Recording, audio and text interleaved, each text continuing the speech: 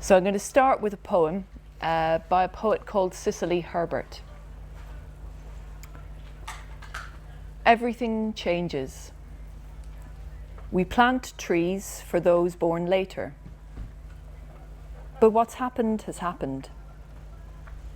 And poisons poured into the seas cannot be drained out again. What's happened has happened.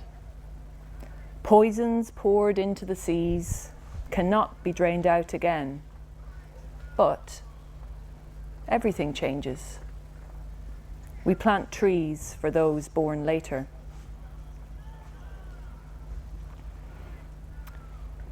So yeah, in this talk, I became quite intrigued with the sort of paradox the title presented. My first thought on everything matters was on impermanence, and I thought, well, okay, if everything is impermanent, does everything matter? Does my life matter? Can I even be able to say that actions have consequences? So yes, it is a central teaching in Buddhism that all things are impermanent. In fact, some of the early schools in Buddhism, particularly in the collection, the Abhidharma, tended to divide up our experience in an attempt to explain it into momentary phenomena of body and mind, of form, of feeling, perceptions, thoughts, and consciousness. And if we were to take that formation or that explanation literally, we'd be forgiven for thinking that, well, one thing doesn't last from one moment to the next. And so it would be kind of difficult to see how the law of karma could operate in the world. It would make it quite difficult for us to cultivate a sense of ethical sensitivity and responsibility for others and the world. And how could we share the fact that we have a common experience of the world, that we develop perceptions and beliefs about the world over time? But the Buddha said there is continuity in our experience and things are impermanent. So in a collection of the Buddha's sayings in verse form, the Dhammapada, he says, "Do not make light of your failings, saying, 'What are they to me?' A jug fills drop by drop, so the fool becomes brimful of folly. Do not belittle your virtues, saying, 'They are nothing.' A jug fills drop by drop, so the wise person becomes brimful of virtue." So the Buddha had a sense that, yes, phenomena rise and fall in every moment, and there is continuity in experience. But it perhaps wasn't until a few centuries on, the 3rd to the 5th century in the Common Era, where a movement that developed in Buddhism called the Yogachara came to look a little bit more deeply at consciousness and the nature of mind. It's a school now that's actually practically extinct, but it's had a profound influence on Tibetan and Zen traditions that carry on to the present day, and actually as a result our Triratna Buddhist community as well. So in the Yogachara, the concept of the Alaya Vijnana, which I will unpack in the rest of this talk, developed. So a rough translation of the Alaya Vijnana is the storehouse of consciousness. And in part it may have developed as a kind of common sense correction to a wrong view that may develop about impermanence, but like a lot of teachings that came from the Yogachara, it may also have developed from deep meditation practice over centuries. Okay, so what is this Alaya Vijnana then? And why does it tell us that everything matters? So the first part, Alaya, means a repository or a store. It's actually a part of the term Himalaya, the mountains, which are a repository of snow. Vijnana can be defined as consciousness, but it's not quite what it gets at. So the first part of Vijnana, the Vi, can mean to divide or discriminate, and Jnana signifying knowledge, wisdom. So vijnana, this discriminating awareness, is the kind of awareness that doesn't see objects like a mirror, reflecting them back, but perceives objects as a particular type, belonging to a particular group. So this is one part of 8 levels of consciousness that the Yogachara enumerated. And I sometimes think of them a bit like a house. So you've got your ground floor of your house, and these are 6 of your levels of consciousness. So the sense organs like the eyes, the ears, the nose, the tongue, the skin, that take in impressions from the 5 senses. But you've also got the mind, interestingly. So in Buddhism, the mind isn't actually elevated to a status above the 5 senses. Just as we receive vision through the eyes, hearing or sounds through the ears, we receive thoughts through the mind. It's just another sense impression. And then coming up into our first floor of our house of consciousness, we've got the 7th level, which is the Klishta Mano Vijnana. So this is, I guess, what we consider, or what we talk about in modern psychology or modern language, is a sense of an ego consciousness, a sense of self. So this level of consciousness, this Klishta Mano Vijnana, takes in the senses, takes in the impressions it receives from the 5 senses, and from that creates a sense of a person in here and a world out there. So it's a bit like the first floor of our house gives us a different vantage point. Maybe we can see a little bit further ahead in our field of experience, but we're not particularly as grounded as we are in our 5 senses on the ground floor. And with this level of consciousness, we often quite easily get into binary or polarized thinking of good and bad, true and false, right and wrong. But the one we're going to focus on is this 8th level of consciousness, this Alaya Vijnana. It's in the deepest level. So it's right down in the basement of this house of me.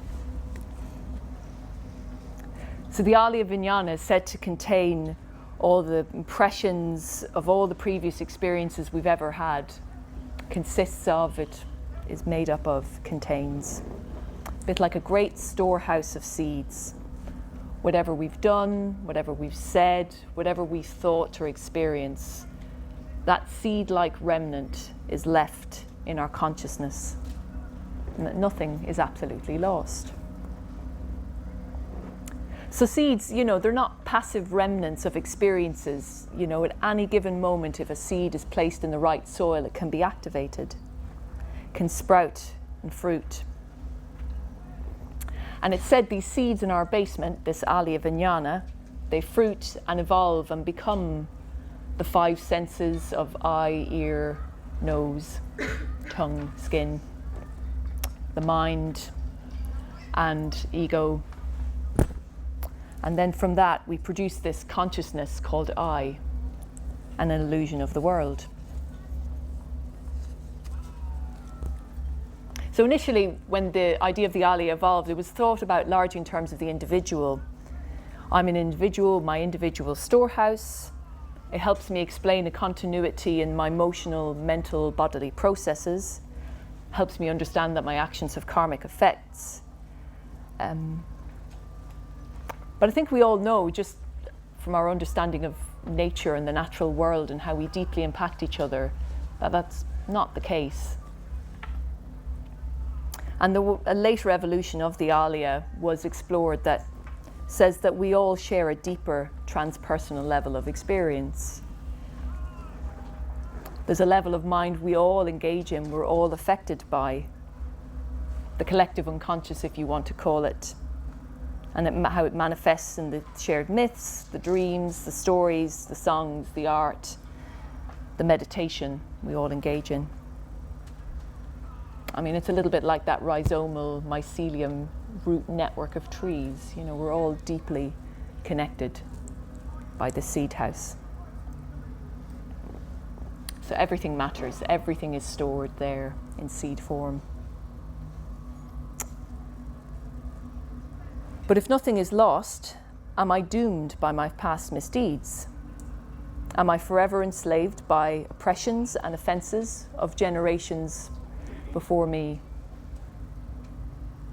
So it's important to think that while everything matters, it's coming from, a family and a conditioning that risks martyrdom.